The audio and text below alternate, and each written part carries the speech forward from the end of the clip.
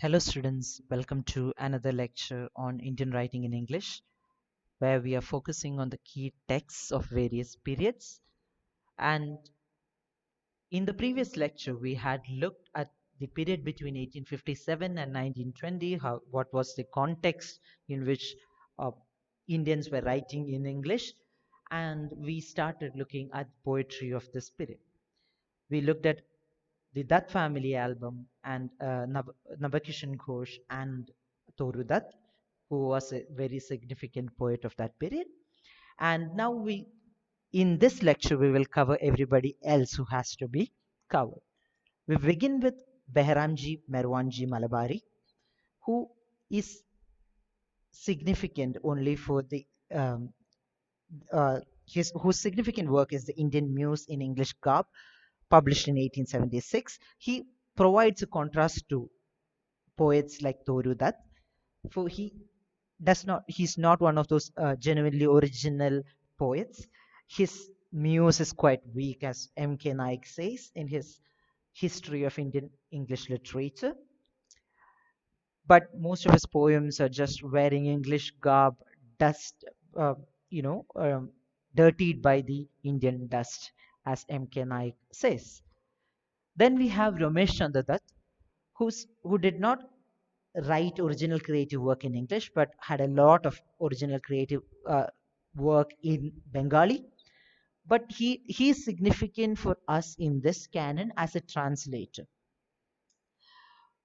You can see that in 1894, he published a book called The Lays of Ancient India, which included translations of Vedas and Upanishads. This was followed by translations of Mahabharata and Ramayana, which were published in 1895 and 1899 respectively. What he did was shorten the epics. He did not abridge them, he shortened them. He selected particular episodes of these epics, Mahabharata and Ramayana, and presented them with wherever the links are missing, he added some notes. So what was a result was that the resultant translations did not have the epic sweep of the originals, and it also lacked in translation. They lost the folk music of the originals. But these translations are still significant, for they made these epics accessible for an English reading audience. Yet the verses were not of a very high quality. Then comes Manmohan Ghosh, whose significant work is Primavera, published in 1890. He is an interesting figure in that he is more English than Indian. He's an English educated young man felt a, who felt a deep sense of alienation, and even after returning from England, he was forced to return from England because of his father's death, and he did not want to return to India, but he never found his roots in India and Indian traditions. Primavera was a work of promise, and but Manmohan Ghosh never fulfilled that promise. His works are limited um, because of this lack of Indian roots, and though he is a genuine poetic talent. He was at home with English language and had great control over the language and its music. He delighted in nature and had a passion for beauty. Manmohan Ghosh's younger brother, Sri Aurobindo, whom we will focus in the next slide, is a very significant figure. Aurobindo, Rabindranath Tagore, and Sarojini Naidu are three towering figures of this period, and who is also followed by Harindranath Chattopadhyaya. We look at Aurobindo, Tagore, and Naidu as individuals. So Aurobindo, Sri Aurobindo, born as Aurobindo Ghosh, was the younger brother of Manmohan Ghosh.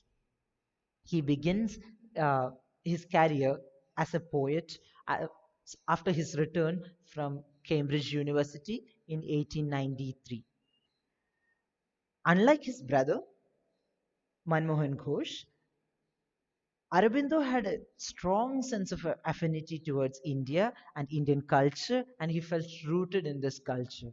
He, he After returning from England, he spent 13 years in Baroda State Service as a civil servant, a very uneventful period of his life. But the next 4 years he spent as a political radical along with Bal Gangadhar Tilak. He was deemed as a terrorist and was arrested for his terrorist activities against the British state. In 1910, he found himself in jail for a year, from where he claims to have had a spiritual awakening or Narayana Darshana. After this, he escapes from prison and he finds sanctuary in Pondicherry, which was a French territory during that period.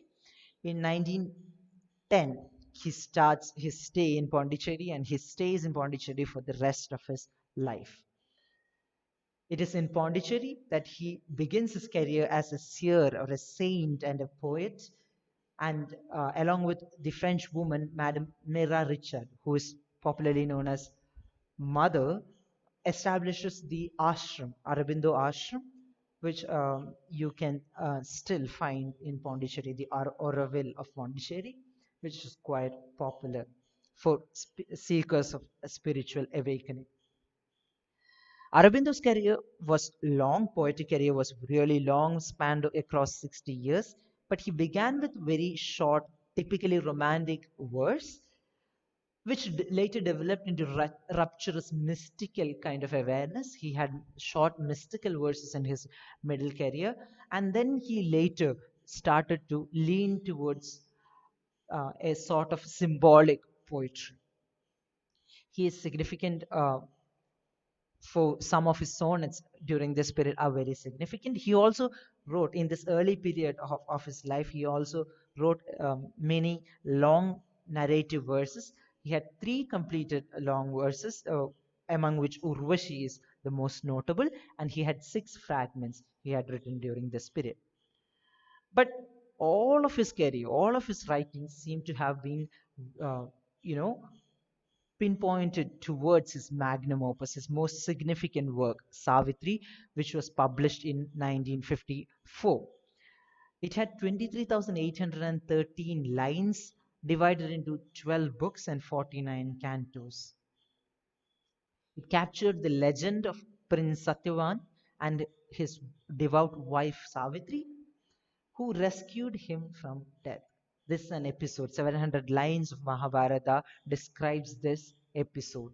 But Aurobindo manages to expand it into 23,000, 24, nearly 24,000 lines of poetry. It is an experimental epic in the sense that it has an epic reach. It is epic in proportions, but unlike usual epics, the action is not external but internal. It is a story of pure love conquering death itself. It is highly symbolic. The characters are symbolic. Savitri for devotion and truth, and Satyavan and Savitri are said to be two aspects of the of God Himself, and it is an utterly unconventional yet highly original verse and deeply philosophical in nature. All of the events of this epic of nearly 24,000 uh, lines takes place in a single day. It is not a dull repetition of past legends like that of Toru. That's many of Torudat's poems is a repetition of past legends. But here, Aurobindo manages to infuse it with his own philosophy and give it new life. It is not a perfect poem in any way. It is imperfect owing to a limitation of meter, some contrived philosophical monologues, and a lack of intimacy in those parts where he is trying to highlight the love between Satyavan and Savitri. But Savitri is a very original work, and it is very significant for its time, and it is also one of the. It also establishes Sri Aurobindo as a significant poet of pre-independent India.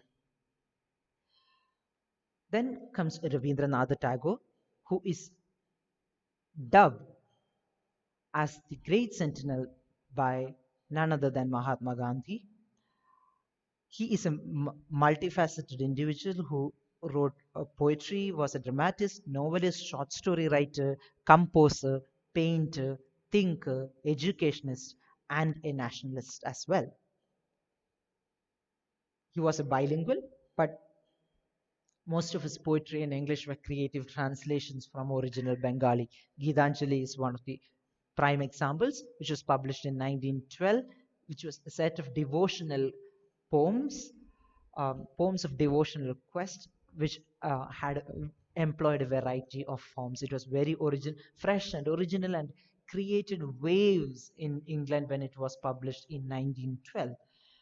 W.B. Yeats and Ezra Pound were some of the poets uh, who highlighted Rabindranath Tagore as a very fresh and welcome voice in English poetry.